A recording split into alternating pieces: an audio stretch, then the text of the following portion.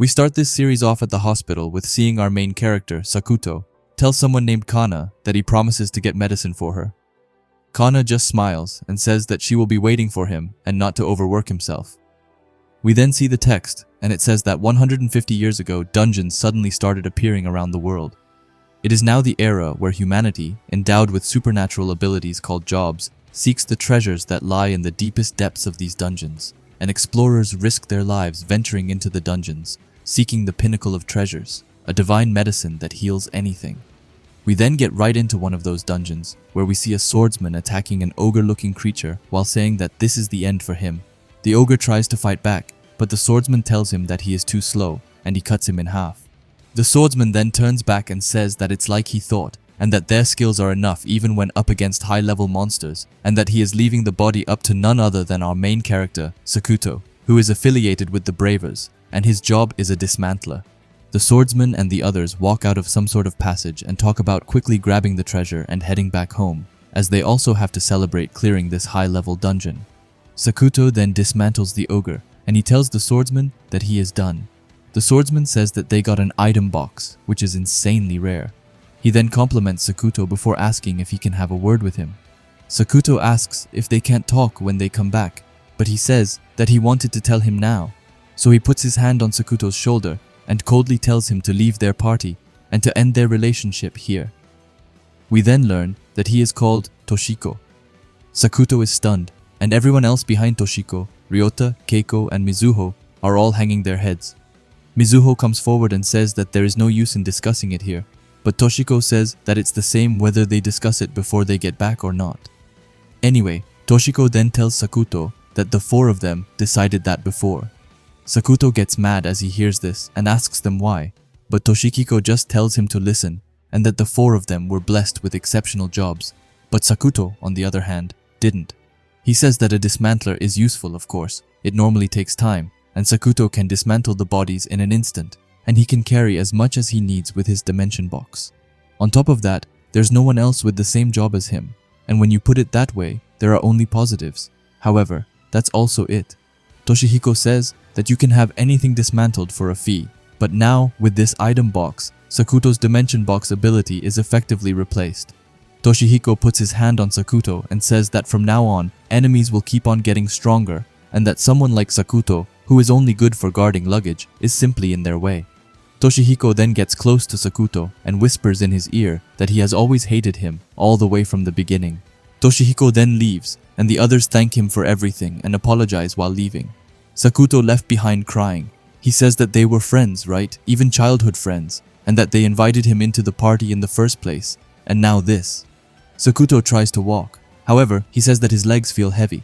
Sakuto continues walking and saying that with a skill like his, even if he joins another party, then the same thing is bound to happen. He then trips on a stone before he starts to cry, saying that there's nothing else he can do anymore. Anyway, Sakuto then goes back to the World Explorer organization and the dungeon room entrance. As he enters, he hears a ton of people arguing. A girl says that it doesn't change anything and that their comrades were still killed. Sakuto just looks at her and wonders what kind of job she has, saying that in this era, everyone receives a job when they turn 10 by touching a monolith. Suddenly, as Sakuto then puts his hand on the teleportation thing, someone screams at him, asking if he didn't just come back from a mission, saying that he should rest and that if he goes back in, then he will die.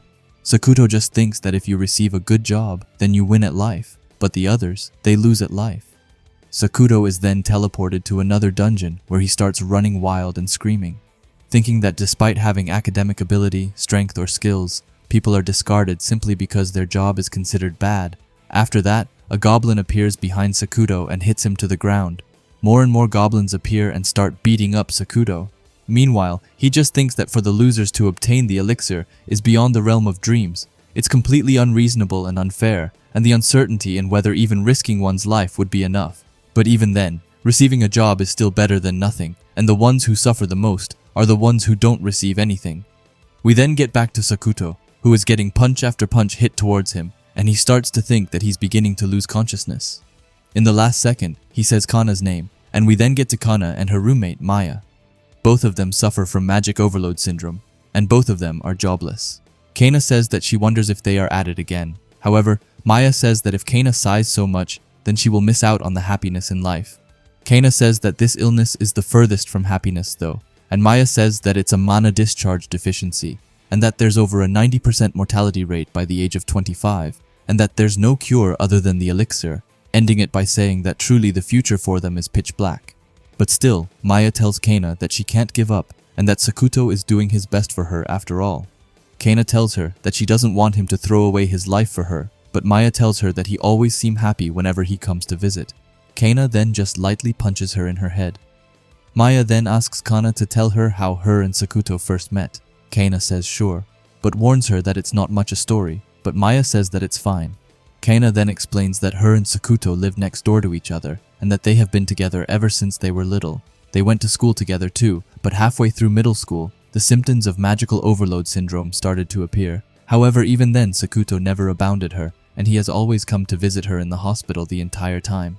Even now when he's working hard for her sake, Maya gets happy and says that it's why she still has a chance, and tells her to be positive. However, we then get back to Sakuto, who is still getting completely beaten up by the goblins. But suddenly, something weird happens, as Sakuto looks at a goblin and the goblin gets totally dismantled. Sakuto then says that this world is truly so incredibly unreasonable and unfair, saying that if he were him from a little while ago, then making such a loud noise to attract monsters would have been a one-way ticket to becoming a meat pile, and he wonders just what happened. He then sees that he got a pop-up message saying that with the rank up of Dismantle to Dismantle X, direct dismantling of organisms has become possible. Sakuto then gets up and says that he will save Kana, and with this power he will obtain the elixir. He apologizes to the goblins, but tells them that they will be his test subjects for his new skill, and he then uses it right on a goblin, which completely turns to dust basically. Sakuto is amazed and says that just like that, in the blink of an eye, he disappeared, thinking that if he doesn't adjust the power, he'll end up running the materials through, and that he also needs to be more careful of surprise attacks. He looks towards the goblins and says that he has to target them one by one and adjust the dismantling intensity, thinking that there's surprisingly a lot to think about. However, he is determined to make it happen. Suddenly, a huge goblin then appears. However, Sakuto smiles and tells Kana to wait for him and says that this is his starting line.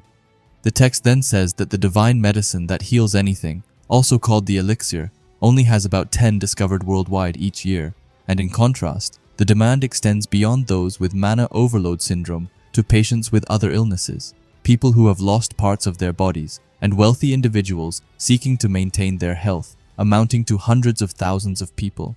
Due to its rarity and market value, its selling price could exceed $1 billion, and it's like grasping at clouds, but even so, Sakuto will do it. Sakuto is then finished with the last goblin, and he falls to the floor due to being tired. However, he puts his fist towards the sky as he says that he made it. Even though it's a lower tier dungeon, he still did it on his own, saying that this is where it all begins. After that, he leaves the dungeon and goes home, where his stepsister Erika, who is a prop master, jumps towards Sakuto and tells him that she was worried sick because he wasn't coming back, but she then welcomes him home. Sakuto then explains that he got kicked out, and Erika can't believe it, saying that they were so enthusiastic about inviting him. Sakuto says that looking back, he can kind of see how Toshiko was feeling. However, Erika doesn't agree, as she says that she doesn't get it, and asks if Sakuto is really okay with this, and that at this rate, Kana could be in danger. However, just then, Sakuto tells her about his dismantle power getting a level up, which is something that freaks Erika out again. She starts crawling at the table to him and says that it's expected. From Sakuto, she then takes his hand and says that once she graduates from school, they can form a party together. But before she can even finish her sentence, Sakuto already screams that he can't do that. He tells her that both of their parents died in a dungeon and that he doesn't want to go through that again. Erika then asks if that isn't selfish, as Sakuto is already working as one. However, he tells her that his job is suited for dungeons, while her job is like a money printer for companies. He then asks for her status card, but is surprised by something. Erika asks what's wrong, but he says that it's nothing, and that they are going to visit Kana tomorrow, and tells Erika to go to bed early. The next day then comes around, and Sakuto tells Kana that he really wanted to come yesterday, but that he couldn't. Kana says that it's okay, and that what's more important is that he is safe. They then start holding hands, and both Maya and Erika remind them that they are still here, and not to go making their own little world. Maya then asks Sakuto about his first high-level dungeon, and he then tells them everything about his level up and him getting kicked out of the team, which shocks both of them. Maya then says that it means that Erika and Sakuto should form a party together, which was what Erika also said yesterday. Maya then says that, after all, Erika has an amazing skill, which is the item drop quality and amount increase, saying that with Sakuto's power, they could beat high-level dungeons, and then Erika could increase the drop rate and number of elixirs that'll drop. Both of them then get right up to Sakuto's face and ask if that's fine. Sakuto doesn't know what to say, so Kana speaks for him as she says that she understands his feelings and that dungeons aren't as easy as some might think, and that Sakuto doesn't want to put his only family left in danger. Erika, however, then says that if the two of them team up, then maybe they can get an elixir for Maya. Maya tells them that she is fine and that she just happened to be in the same room and not to worry about her. However, Erika insists that they are not going to leave her out. Sakuto is still hesitant. However, Kana says that there's still a lot of time before Erika graduates and that he has time to think about it, and they then decide to do that. We then get to a few days later, where Sakuto enters a forest-type dungeon. He says that he's been doing cave types for a while, so this is perfect, as he needs to practice his dismantle in various terrains. He then runs into the forest, and he finds a lot of monster, which he can use his dismantle on. He then walks for a bit before he finds two adventurers sitting by a tree. Sakuto right away sees that the man has lost his arm. However, the man right away asks Sakuto if he can help her friend as she has gotten poisoned. Sakuto says that he is on it and sees that the poison has probably circulated already and that it's too late to use an antidote potion, and wonders just what he should do when suddenly he thinks that with his ability, if he can dismantle living beings like that, then in theory, he could adjust it to specifically break down the toxins in her body. But if he makes a single mistake, then he could end up killing her. However, even with the thought of that, he thinks that there is no time and goes for it. And he then uses his Dismantle X microbreaker. We then hear that the man saying that they had 3 more members, but that they sacrificed themselves to help them escape. And then suddenly the girl opens her eyes and the man runs towards her in an instant and he starts to cry and apologizes for everything. The man then thanks Sakuto and that if he hadn't come then everyone's sacrifice would have been in vain. However, Sakuto just says that he should have been here sooner. But the man disagrees before he introduces himself as Yudai and says that the girl's name is Kazue, and she then thanks Sakuto. They then question where his party members are, but Sakuto doesn't know what to answer, so the man asks if he is going solo, and Sakuto says that he is and that a lot has happened. He then tells them that he will escort them to the entrance. Yudai says that he doesn't have to go that far. However, Sakuto asks him if he can really protect Kazue with that arm of his, and saying that if something happened to them, then he would feel awful, and they then just leave the dungeon. Sakuto then goes home to Erika, where they are talking about dungeons again. But Sakuto says that he wants her to find and explore her own path with peace of mind, and she smiles while saying okay. We then get to the graduation day, where we see Erika and Sakuto, who is there to congratulate her. They look happy as they are celebrating, and Erika thanks him for coming.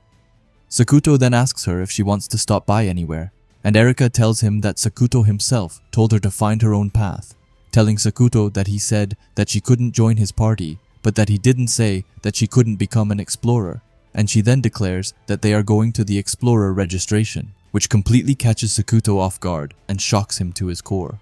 They then get to the World Explorer Organization Tokyo Branch 3, where Sakuto asks her to explain herself and asks if she wasn't going to give up on that. Erika just tells him that she never said that, but she asks if Sakuto didn't hear her before and tells him that she doesn't want to burden everything onto him and that she wants to help too, saying that there are less than 8 years left until Kana turns 25, and Erika says that if she gets a job instead, then it will already be too late, explaining that magic overload syndrome, if the mortality rate by 25 is 90%, then in reality, it's probably worse. Erika then, with a fiery determination, tells him that this is her own resolve and that she is going to find the elixir on her own, even if Sakuto decides not to support her. Sakuto is mad, but asks if nothing he can say will make her give up on becoming an explorer, and she says that he is right. Sakuto, then with a hesitated tone, says that he will at least protect her while she is still within his reach. He puts his hand on her shoulder and tells her to form a party together. Erika looks surprised before she says that she has been proposed to.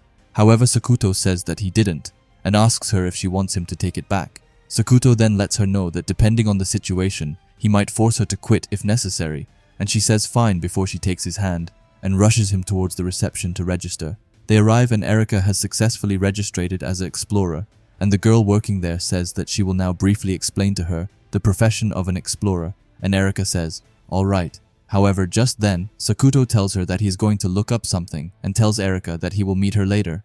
She says okay, and that she will meet up with him once she is done. After that, the girl clears her throat and says that an explorer is an individual who explores different dungeons and brings back resources from those said dungeons. Nowadays, it's no exaggeration to say that many of the things they see come from dungeons. People with various abilities dive into dungeons day and night, not only to defeat monsters, but also to support their livelihoods. After that, Erika puts up her hand and says that she has a question, and she just asks how she can form a party with Sakuto. The girl smiles and says that Erika is super enthusiastic and that she will explain it step by step. She says that you can enter and exit dungeons through the large monolith in each WEO branch. However, just then, Erika once again interrupts her and asks her if she can form a party with Sakuto using the monolith. The girl, who is probably beginning to get annoyed, asks her to just listen to the explanation. She gets back into it and says that the large monoliths offer various functions beyond entering and exiting dungeons, such as checking your status and managing your party. After that, you guessed it, Erika asks if she can form a party from there, but then the girl kind of screams at her, asking her to please be quiet for a moment. She then moves on from that topic and tells Erika that there are a total of 7 ranks for both jobs and dungeons, ranging from the lowest level to divine level, telling Erika that you can challenge dungeons that are up to 1 rank above your job rank, and additionally, a party can have up to 5 members, but if there is a rank difference within the party, then you can challenge dungeons that are up to 2 ranks higher than the lowest ranked member. She gets right up to Erika's face and asks if she has understood everything up to this point, and Erika says that she sort of has. She then screams at her that not knowing something can be a matter of life and death, and tells her to listen carefully, and Erika agrees. The girl then says that they will now move on to the alliances and the collection and storage of resources. Erika just looks annoyed as she gets sleepy from complicated talks. After that, we get to Sakuto, who looks frozen in place as he thinks that maps for the lowest tier dungeons are so expensive, saying that he guesses that this is the state of things, even at the lowest rank. However, if it means that Erika can get used to dungeons safely, he doesn't mind. However, he still isn't convinced, but he then sees a pop-up of a special explorer campaign, but just when he starts to look at it, Erika jumps at him from behind, catching him off guard. Sakuto tells her not to hug him in public, but Erika just says that she is tired from listening to the complicated talks before she asks when they are going to go to a dungeon. Sakuto tells her that they aren't going today at least. Before asking Erika what happened to all the talk about determination, saying that this isn't a field trip, Erika says that she knows, but says that you still have to enjoy things, because if not, then they just become a waste, saying that both determination and fun are important. Sakuto says that she sure has a way with words, and says that she is right. Erika smiles, and Sakuto then tells her that 3 days from now they will head into their first dungeon, saying that they've got all the equipment and everything else ready, and Erika looks super excited as she hears that. After that, we fast forward to 3 days later in the lowest rank, the Kobold Dungeon. Erika asks if this really is a dungeon and says that it's just a plane. Sakuto tells her that there are many different terrains and environments.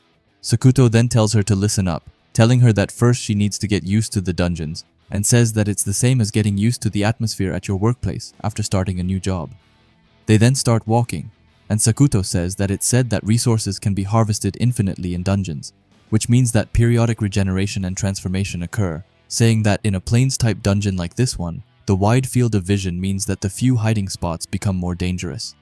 Telling Erika that monsters could be lurking there and here, Erika then runs forward, and Sakuto tells her to proceed with caution. But just then, she trips on a branch and falls down to the floor. Sakuto just says that he told her so, and she apologizes. They then spot the X mark at the base of the tree, and Sakuto says that it's a sign of a kobold trap, and that there's usually a marker nearby, saying that it's easy to miss on the grassy ground, and tells her to be careful. Erika then grabs Sakuto's hand to get up and thanks him before Sakuto tells her to look to her right, where there are a couple of hunters. Sakuto tells Erika not to stray away from him, and he then uses his Dismantle X ability on one of the wolf hunters, but they manage to dodge it. One of the wolves then shoots an arrow towards them, while the other one charges in. Sakuto takes care of the one charging against them, and just in time, manages to dodge the arrow thanks to Erika warning him. He then turns around and is about to use his Dismantle ability on the wolf, but just as he does so, the wolf manages to roar for help. Even though the wolf died, it called upon his friends, and Sakuto tells Erika that there's no use, and apologizes as it's his fault for misjudging their numbers, and we then see them completely cornered in between the wolves. Sakuto thinks that he got careless just because they are the lowest rank, saying that, after acting all high and mighty toward Erika, Sakuto thinks that his eyes still can't keep up with the speed of the kobolds or wolves, and that if they keep moving around like this, then it might be hard. However, he is still determined to get Erika away safely. He then tells Erika to run and that he will open up a path for her. However, Erika tells him that she isn't going to do that. Sakuto gets mad and screams, asking her what she is saying and that she should be running right now.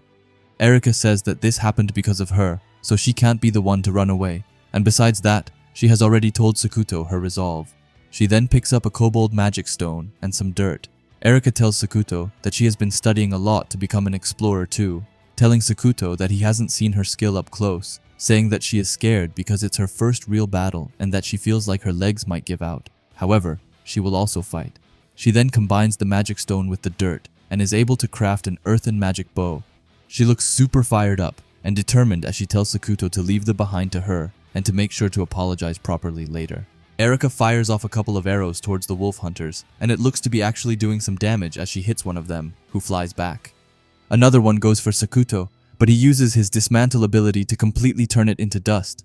After that, one wolf sneaks up towards Sakuto, but luckily Erika notices and is able to cover for Sakuto and take down the wolf with her arrow. After that, both of them in sync say that there is only one left, but as Erika tries to take it out, something happens. Her bow makes too much contact with her chest and it starts to hurt, which makes her miss her shot. Sakuto says her name as he instead takes out the last one. Sakuto then sees Erika on the floor and asks if she is okay, and Erika just says that the string from the bow hurts her chest, and yeah, I'm not going to delve more into that. Sakuto just tells her not to worry, and that she will make some mistakes at first before he takes out his hand and asks if she can stand, and she just thanks him. As she gets up, she right away apologizes, saying that because of her, she almost put Sakuto in danger, explaining that she was talking about resolve and all that, but that in the end, she underestimated everything, telling Sakuto that the next time she will be more careful, so she begs him not to kick her out of the party. Sakuto, however, is confused and says that he won't kick her out just because of this, and tells her not to worry. Erika is surprised, but Sakuto tells her that this is just a common mistake. He then says that it wasn't only her fault, and tells Erika that he was careless, and apologizes as well. Before he spots some stairs and tells Erika that this is the passage that leads to the next level, telling her that if she hadn't been trapped, he may have overlooked it. Erika is happy that she did something, but Sakuto tells her not to get carried away. They then get down into the stairs, and Erika says that his dismantling ability is amazing and that the wolf fell apart in an instant. Sakuto says that there were some issues though, before he tells Erika that he was surprised to see her fight as well. Erika says that it's all thanks to the practice and says that she can do more things and to look forward to it, and Sakuto says that he will, which makes Erika happy. Erika then asks Sakuto why he doesn't use the sword on his waist, and Sakuto then freezes as he says that he forgot it, screaming that he got carried away and that he will use it next time. After that they arrive, and Erika notices that even though they are underground, there's still a plane here. Sakuto says that it's not as wide as it looks, and that the boss room should be nearby. He then points ahead of them, and Erika says that it really looks like a door as they are walking up to it. Sakuto says that it's a good time to go over the dungeon structure. He says that the lowest grade dungeon has a vast first floor with a second floor with the dungeon boss inside, saying that the low grade has another floor and the boss is on the third floor, but from the intermediate grade onwards, it will become difficult to complete it in a day as the floors keep increasing, explaining that the upper grade that he went to before took about a week, and Erika says that she was so lonely at that time. Sakuto just says that it's how it goes, and that the boss is waiting for one at the end, but tells her that this is the lowest level of kobold, so it will probably be a kobold general. They have now arrived at the door, and Sakuto asks if Erika is prepared, and she says that she is, and Sakuto then opens the door for Erika's first boss fight. He tells them to, let's go, and he then just uses his dismantle ability, which completely wipes out the boss in no time, and it leaves Erika in total awe as she just sees it slowly disappearing. Sakuto apologizes before admitting that he just wanted to show off the true powers of his Dismantle X. Erika just pats him on his head and calls him a good boy while saying that he is cute when he is honest. And Sakuto just apologizes again before saying that more importantly, the exploration is not finished and tells Erika that they need to head to the treasure room, which lights Erika up.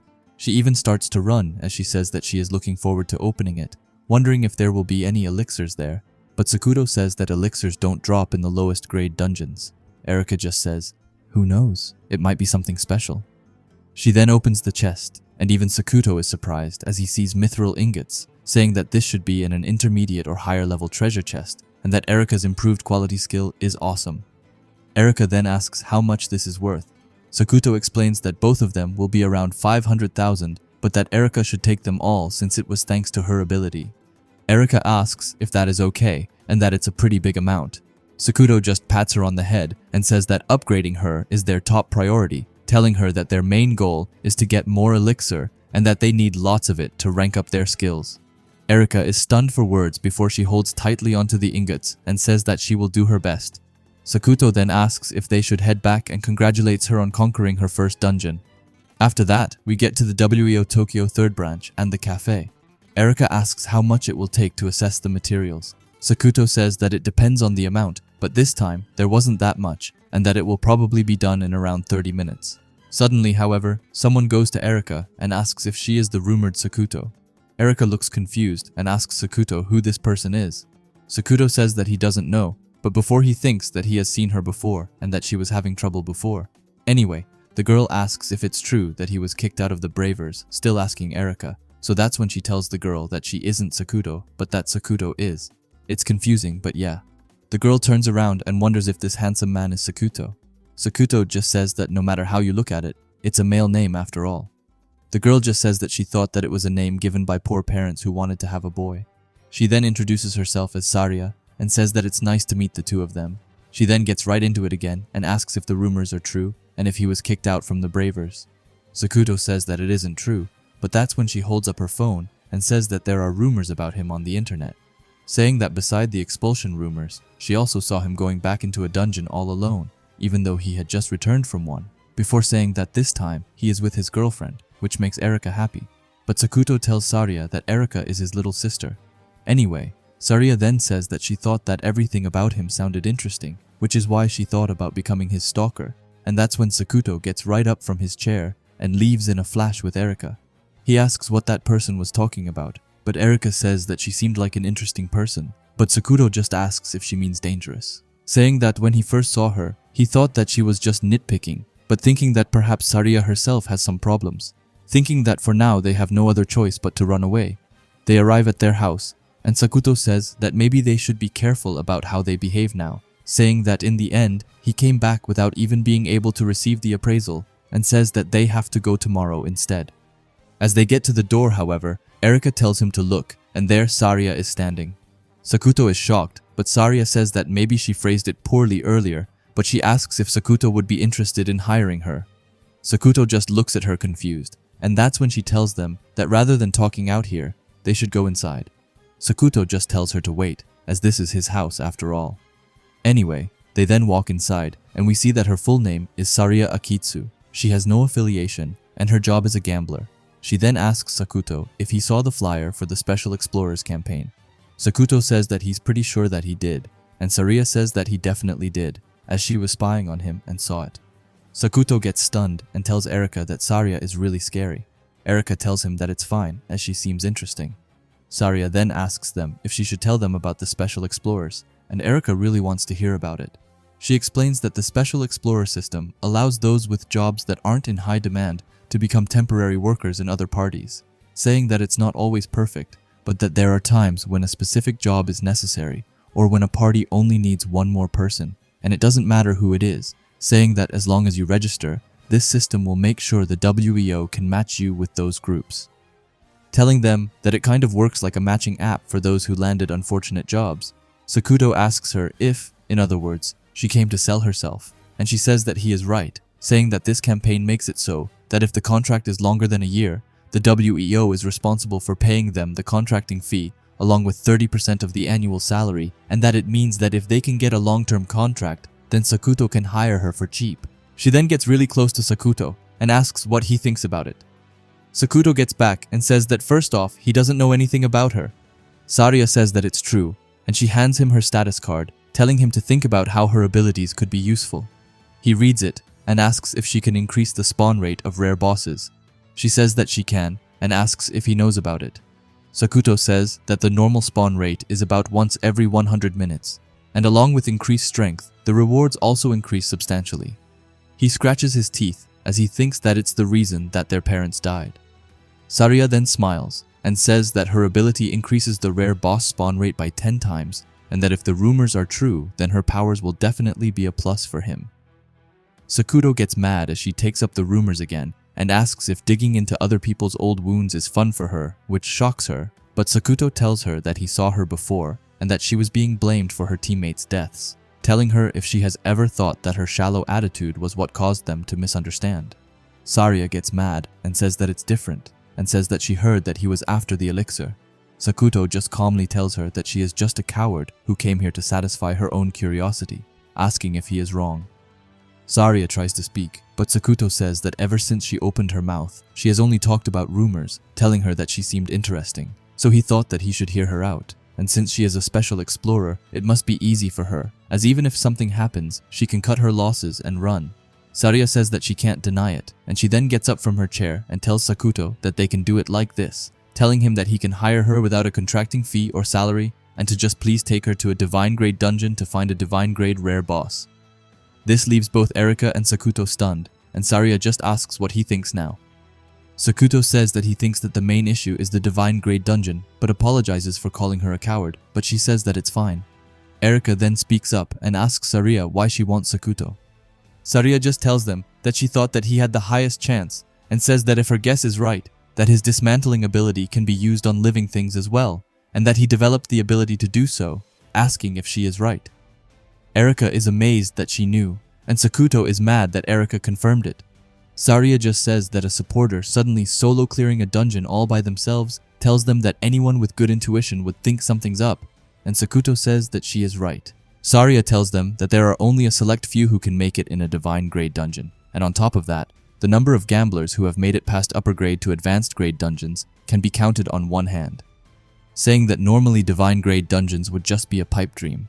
However, she heard that a dismantler's dismantling technique was instantaneous, and as long as you're still alive, you can cast it, so making it to a divine grade dungeon wouldn't be a stretch. She then stands up again and tells them that, of course, she wouldn't just be dead weight either, as she can defend herself, saying that her ultimate goal is to be the first gambler to defeat a divine grade rare boss, telling them that if a rare boss appears, the chances that an elixir will drop also increase dramatically, and that her dream would be one step closer to reality, and asking them what they think. Sakuto is quiet and thinks back to his parents, but thinking that even if one appears, it won't be the same. Sakuto tells her that he can't guarantee that they will make it to a divine grade dungeon. Sariya says that even so, just the chance is enough for her, and Sakuto then thinks that it will be fine with his current strength. And just when he is about to say alright, Erika tells him to wait. She says that even though everything seems all fine, before she asks that if they do it like this, then how will Sariya be able to live? Sariya is confused, and Erika tells Sakuto that he has to account for that as well, as this is a matter of life or death, before going over to Sariya and saying that even though she agreed to it, this isn't okay, and that she can't say that she doesn't need money. Sariya then just starts to laugh, saying that they are hilarious, and tells them to stop with all the doom and gloom. She only continues to laugh, and Erika and Sakuto look at her weirdly. Sariya says that her real self came out there, and she says that normally she likes to be way more casual, saying that she never let loose with her last contracted teammates, but that she likes Sakuto and Erika way more. Before she then goes back to what Erika said before, and says that she is right, but says that she is fine without pay, and asks if they have any conditions. Erika then asks if she wants to live with them, as they have plenty of rooms. Sakuto gets a bit mad that she just asked that without talking with him, but Sariya just laughs again and says that it works, telling them that she has decided that she will bet her life and go all in with the two of them. She then goes over it one more last time and says that her ability increases the rare boss spawn rates, and she can give buffs depending on the number she rolls with her skill, the 6-sided dice. She then puts out her hand and tells them that she looks forward to working with them, and they all put their hands together and say that they will have lots of fun together. We then get to an upper level dungeon where we see some familiar faces. We see Toshihiko saying that today's the day the Braver's new dungeon has appeared. Toshihiko looks back and tells someone to skip the pleasantries, and he tells the person behind that he leaves the scouting and vanguard position to them. This shocks them as they say that they are a buffer. Toshihiko then grabs them and tells them intensely that he has already told them that if they don't like it, then they can leave anytime. They tell Toshihiko that they understand, and Toshihiko tells them that he's counting on them. We then learn that it was someone called Kazue Fushimi who is now affiliated with the Bravers, and her job is buff caster. She thinks to herself that this was the party Sakuto was a part of. She thinks back and says that when she first joined, she heard a promising rumor, but that this is far from it. After that, we see the Bravers spotting 3 trolls and a cyclops. Toshiko says that he will rush them and asks Kazue to buff him, which shocks her. Both Mizuho and Keiko are also surprised, and they tell Kazue to be quick to make sure to buff him so that he won't get hit by their magic spells, and both say that Toshiko is just too impatient. Anyway, as he rushes in, the Cyclops roars towards him, which makes him freeze in place. The trolls are heading towards him, but that's when Ryota comes and uses his shield bash to get them away. Ryota then continues as he pushes the monster even further back, and he then screams both Kazue's and Keiko's name. Kazue uses her enchant magic force field on Keiko, and Keiko tells Ryota to get them together and that she will turn them to ash, and just like that, she uses her fire vortex spell, which lights up a huge fire, and she is able to kill them all. Toshihiko then gets up and looks angry as he goes over to Kazue and asks why she didn't buff him earlier with magic, saying that Keiko had to do it in her place. Kazue tries to argue that his timing was too unpredictable, and he just asks her if she is talking back to him, asking if this really is okay, and telling her that instead of that one-armed small fry she's supposed to be earring her keep. This leaves her stunned, but the others tells Toshihiko to hold on and not to say it like that. Mizuho says that he is as heartless as ever. This just makes Toshihiko even more mad as he drops it and tells them to go. We can then see that everyone in the party is upset by this, and Keiko thinks that he should at least apologize. And Mizuho says that lately Toshihiko seems like a different person. However, someone else says that he was like that from the start, but that it has gotten worse since Sakuto was thrown out. Just then, Kazue excuses herself and asks if they can tell her about the time when Sakuto was a member of this party, saying that since they are just going to be walking around from here. Keiko says that it's fine, and Mizuho is just surprised.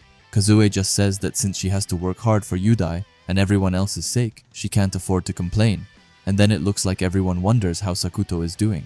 We then actually get to Sakuto, where Erika and Saria is arguing about the party name. Someone wants Sakuto and friends, and someone wants endless adventure. They just argue more and more, and that's when we get to 30 minutes earlier to see how it all happened. We see Saria coming down from the stairs and saying good morning to everyone.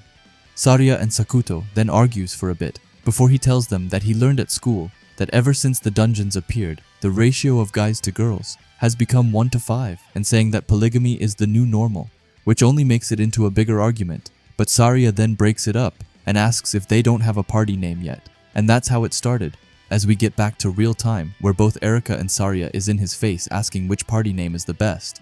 We then learn that Erika stubbornly insists on including his name and thinks that Saria's is the safer offer. However, it's not that easy, as we see Erika almost starting to cry as she says Sakuto's name. However, he thinks that putting his own name in the party name makes him seem like too much of an attention seeker, and he then asks them what they think about using the first letters of their name, as that would include all of the things that they want. And Erika then jumps to his arms. Saria, on the other hand, just smiles, and Sakuto asks what's with her reaction, but she just says that it's great and calls it the perfect compromise. And just like that, they decided on the party name EAS, as it has all of their name. Saria then tells them to put their hands in the middle, and she says that they are counting on Sakuto as their leader, which makes him annoyed.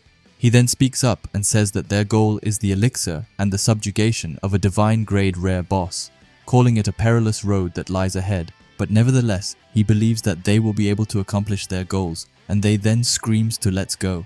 After that, we go all the way over to the capital of Greece, Athens, where we hear someone saying that they have come quite a long way to the church of Zeus's temple, calling them Mr. Shinji and Mrs. Sayoko. Someone else then says that from here on out, this is the one who will be taking responsibility for Miss Kana, and tells them to begin the discussion, and that the topic will be regarding the provision of an elixir for Miss Kana, telling them that along with that, they will also discuss their conversion to the Church of Zeus, as well as moving in. And lastly, they will hear about his and Andre Smith's exploration party, Kratos, and the onboarding process for new members. We then see the text, which says that dungeons are otherworldly dimensions that formed around the world and led to the discovery of previously unheard of resources.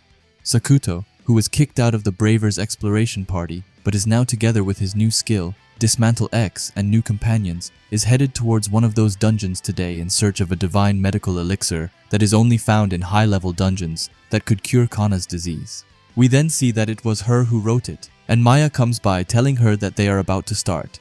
She shows Kana her screen and says that it's the online DTube streamer Keisuke. Keisuke says that it's time to begin Keisuke's channel for today, and that joining them, they have 3 first-timers, and they're about to take on an intermediate grade dungeon. And not just that, but one of them is a freshly debuted rookie straight out of school. Kana then asks Maya if a 3-member party is rare. Maya says that there aren't many parties that aren't 5 members, because even in the lowest rank dungeons, you will die if you get careless, saying that at an intermediate rank, it seems like parties finally find their balance, and they typically consist of 5 veteran members. Kana then says that she wonders if everyone will be okay before she says that the comment section is going crazy, and Maya then tries to assure her that they will be alright. We then hear Keisuke asking if it's foolishness or bravery, but that they comes. However, before that we see the text telling us to rewind a bit. We get to Sakuto's house, where Chiyo Nijima, a journalist, asks him if he would like to stream one of their dungeon raids. She asks if he knows anything about streaming services. He says that he has watched some before, but that he doesn't understand why a journalist would be here. Chiyo just says that she is proposing to figure out the conditions for a contract. Asking Sakuto if he will help them learn all there is to know about being a dismantler, Sakuto asks what she means, and she says that he might already know about the rumors, but that it's been a month since the formation of their party, and each time they go in a dungeon, the rumors only keep increasing. Sakuto says that it does seem to be the case, yes.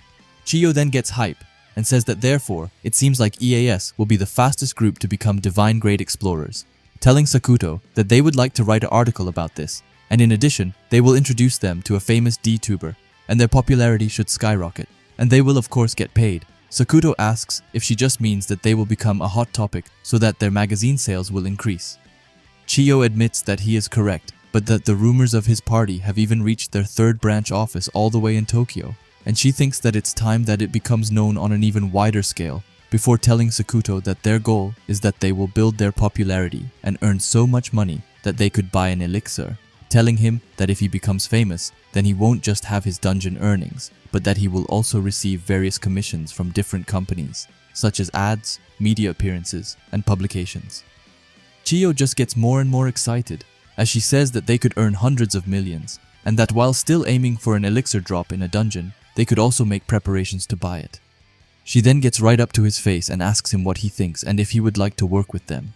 We then see Sakuto back in the dungeon as he uses his Dismantle X ability on a monster, which destroys it. But it's not only him, as we also see both Erika and Saira working together to punch them towards Sakuto, who then uses a combo attack, which is his new Dismantle X Twin Breaker on the troll, which once again kills it. We then see Keisuke, who looks super shocked by this. Meanwhile, they just celebrate together. Keisuke then gets right up to Sakuto and asks how he just did that, and how he defeated that troll in an instant. We then learn from Sakuto that he got strong-armed into agreeing to this video, and that, to begin with, since this was their first attempt, the girls were pretty excited, and Sakuto is just happy, as long as nothing happens. We then get back to Keisuke, who is amazed to have learned that Sakuto can even dismantle living things, and calls him basically unbeatable. Sakuto, however, says that it's not like that, and that he has a long way to go, and that his skill proficiency is low, saying that since he needs to target individuals and control the level of dismantle based on their states, he's still weak against numbers and surprisingly long-ranged. Sarah then tells him that he is too serious and says that at times like these, you just gotta get straight to the point. She grabs the camera and tells them all to listen, as she says that their leader Sakuto is the man who's gonna reach divine grade. Sakuto is in shock, but Saria keeps it going, as she says that he's got a unique job and that he's tall, humble, and handsome, not to mention the strongest, telling the viewers that if they want to support him, then now is the time, and Sakuto just screams at her to stop. The text then says that from then on, they kept up a good pace as they advanced through the dungeon. They get to another big guy, and Saria asks how they will handle him. Sakuto tells them to let him take the big guy first, and then they will destroy the rest one by one. Sakuto then rushes to take it out, but we doesn't get to see anymore, as Keisuke says that they made it to the 3rd floor today, and that they will continue following Sakuto and his party's exploration tomorrow, and tells them to tune in, and he then ends the live stream, and we get back to Maya and Kana. Maya asks if that wasn't super exciting. Kana says that it was, but says that she has a strange feeling, saying that it feels like Sakuto has gotten so far away. Maya asks if she is lonely, but Kana says that it's not that, as she believes in Sakuto, and that once he gets the elixir, they will be with everyone as well. Suddenly, someone knocks on the door. He goes into the room and asks which one of them is Kana before he says that it doesn't matter, and he introduces himself as Andre and says that he is the man who will become her husband.